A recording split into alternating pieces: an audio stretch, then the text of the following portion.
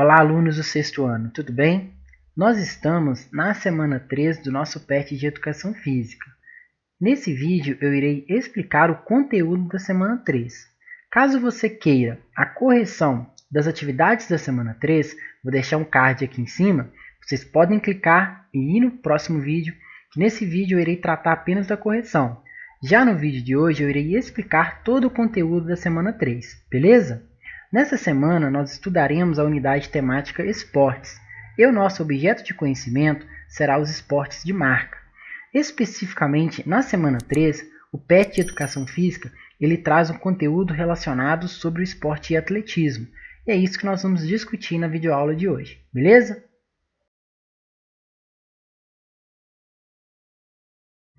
De maneira bem simples, a gente pode conceituar o atletismo como um esporte que envolve competições em 3 tipos de provas, que são as provas de corridas, as provas de saltos e as provas de arremesso e lançamentos. Vamos agora conhecer um pouquinho sobre a história do atletismo.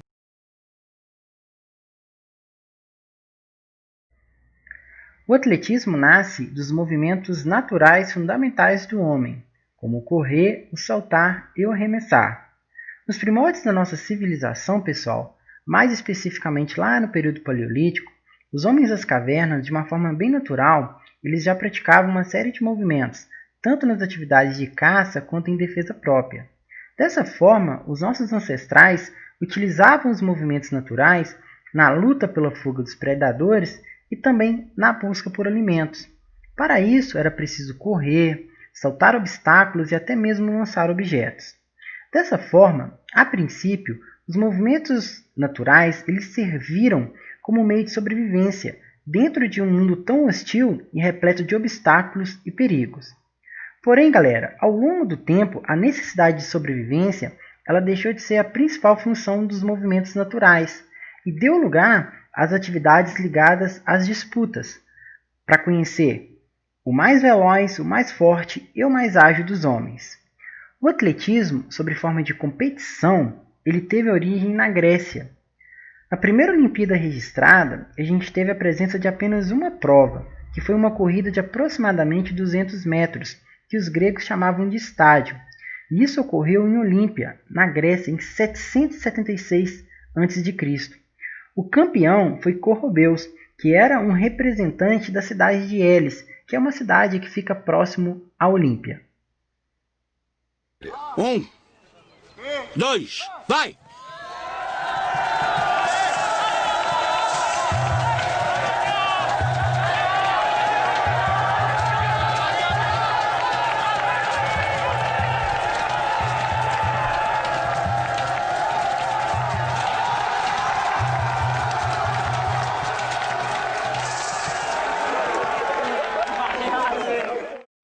Os Jogos Olímpicos da Antiguidade foram realizados até o ano de 393 d.C., o que totalizou 293 edições de Jogos Olímpicos. E o atletismo, pessoal, era o esporte mais tradicional, era o esporte mais importante dos Jogos Olímpicos. Porém, infelizmente, no ano de 394 d.C., o imperador romano Teodósio ele proibiu os Jogos Olímpicos por questões religiosas. E dessa forma, também o atletismo foi proibido. Então o atletismo ele entrou num longo período de inatividade, onde ele vai ressurgir novamente somente no final do século XIX. Bom, pessoal, após esse longo período de inatividade, o que garantiu novamente o destaque ao atletismo foi a realização da primeira Olimpíada da Era Moderna, que foi disputada em Atenas em 1896. O atletismo foi o principal esporte daquela Olimpíada. Barão Pierre de Coubertin, que foi o criador dos Jogos Olímpicos, chegou a declarar durante os Jogos: "Não podemos realizar os Jogos Olímpicos sem o atletismo, mas só com o atletismo realizamos uma Olimpíada." Dessa forma, a gente pode perceber a importância que o atletismo tem para os Jogos Olímpicos. Então, pessoal, a partir do renascimento das Olimpíadas, surgiram disputas nos diferentes continentes e o atletismo se popularizou rapidamente, se transformando em um dos esportes mais praticados do mundo. E hoje o atletismo continua sendo o esporte mais tradicional dos Jogos Olímpicos. Tranquilo?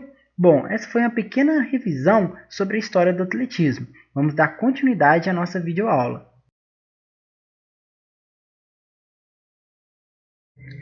Bom, pessoal, agora nós iremos discutir sobre a divisão das provas do atletismo, tá bem? Bom, as competições de atletismo elas podem ocorrer em dois locais, no estádio olímpico e também na rua. O estádio olímpico é um estádio construído especificamente para abrigar competições de atletismo. E dentro do estádio olímpico, nós teremos as provas de pista e também teremos as provas de campo. As provas de pista serão todas as corridas, tá certo? E aí nós teremos inúmeras corridas, como por exemplo, as corridas rasas, as corridas de revezamento, as corridas com barreiras e também as corridas com obstáculos. Já as provas de campo, elas vão abrigar duas categorias de provas, que são as provas de saltos e também as provas de arremesso e lançamentos. Nós teremos 4 provas de saltos, que são o salto em distância, o salto triplo, o salto em altura e o salto com vara. E também teremos 4 provas de arremesso e lançamentos, que são o arremesso do peso, o lançamento do dardo, o lançamento do disco e o lançamento do martelo. Dessa forma, todas essas provas que eu acabei de citar para vocês, elas ocorrem dentro do estádio olímpico, tá bem? Então, fazendo uma pequena revisão, dentro do estádio olímpico nós teremos as provas de pista e as provas de campo. As provas de pista serão todas as corridas, e aí nós teremos inúmeras classificações de corrida. E as provas de campo irão se dividir em duas categorias de prova, que são as provas de saltos e também as provas de arremesso e lançamentos. Tranquilo, pessoal? Bom, já na rua, nós teremos a presença de duas competições. A primeira é a maratona, que é uma corrida, é a mais longa corrida do atletismo. A maratona ela tem uma distância de 42 km e 195 metros. E teremos também a prova da marcha atlética, que é uma espécie de uma corrida de caminhada que posteriormente eu irei explicar melhor para vocês e também darei exemplo da marcha atlética. Beleza? Bom, então na rua nós teremos essas duas competições, que é a maratona e a marcha atlética. Bom, teremos também uma outra prova que ocorre fora do estádio olímpico, mas ela não ocorre na rua, mas sim ela ocorre no campo, que são as corridas de cross country. Como seu próprio nome diz, é uma corrida no campo, onde além de correr, os atletas neles têm que vencer os desafios dos obstáculos naturais do terreno de onde eles estão correndo. Beleza, pessoal? Então essa é a divisão das provas do atletismo. Bom, galera, o atletismo também apresenta as provas combinadas. Essas provas ocorrem dentro do estádio olímpico. Nós vamos ter duas provas combinadas, que é o decatlo e o heptatlo. O decatlo é uma prova combinada específica para os homens. Na competição do decatlo, os homens irão executar 10 provas do atletismo. E aí eles vão somando pontos em cada uma dessas provas. Ao final da execução dessas 10 provas, aquele atleta que tiver o maior número de pontos será o vencedor do decatlo. Já o heptatlo é uma competição exclusiva para as mulheres. E o heptatlo é formado por 7 provas. Então a competição do heptatlo funciona parecido com a competição do decatlo. As mulheres irão então executar essas 7 provas e irão somando pontos. Ao final das 7 provas executadas, aquela atleta que tiver a maior pontuação será declarada campeã do heptatlo. Tranquilo? Então essas são as duas provas combinadas do atletismo. O decatlo, que é para os homens, e o heptatlo, que é para as mulheres.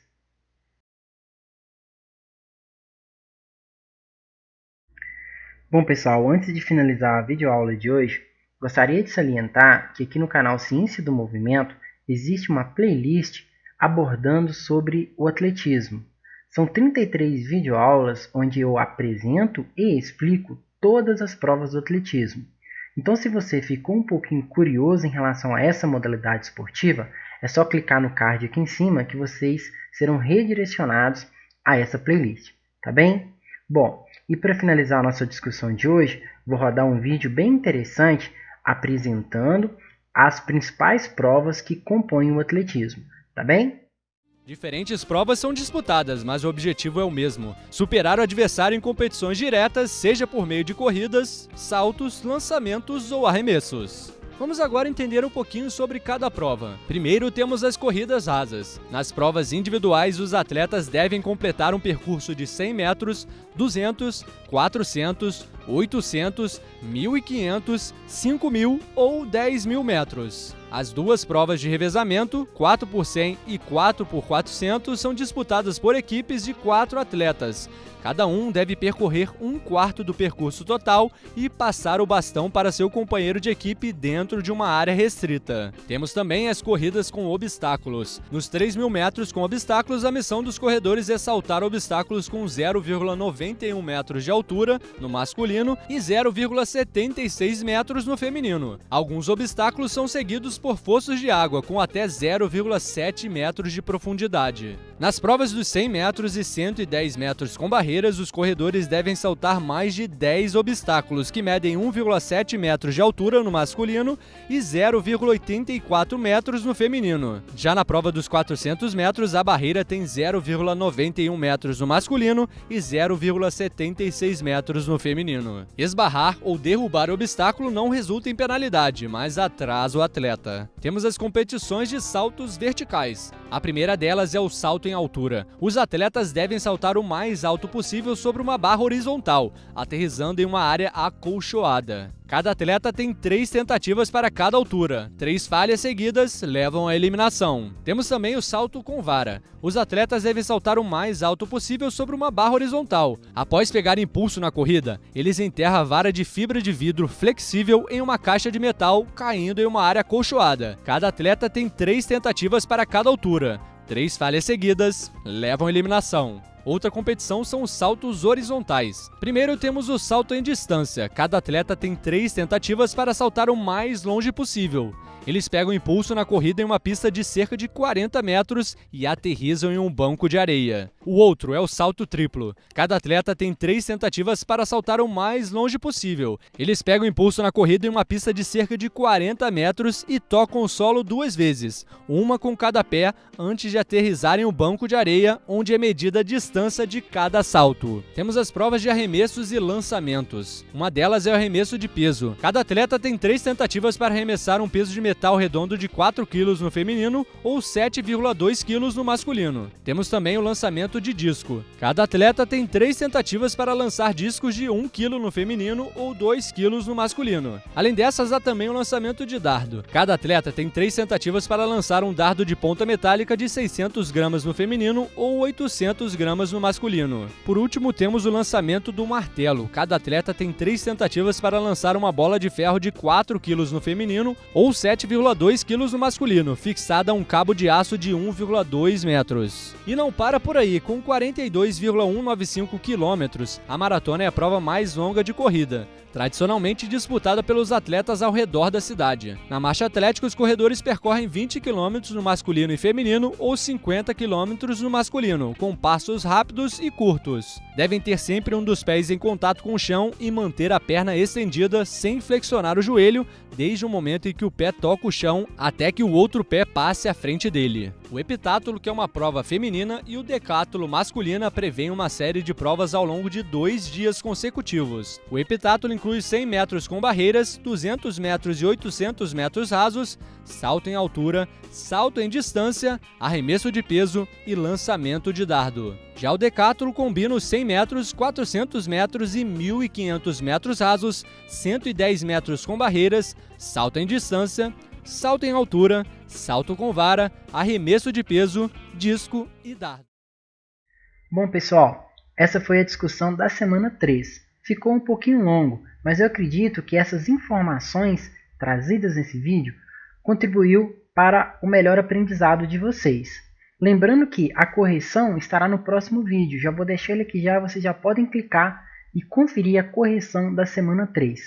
Muito obrigado por acompanhar até aqui. Se esse vídeo contribuiu para você de alguma forma, peço que se inscreva no canal, curta o vídeo, compartilhe e acompanhe as próximas postagens.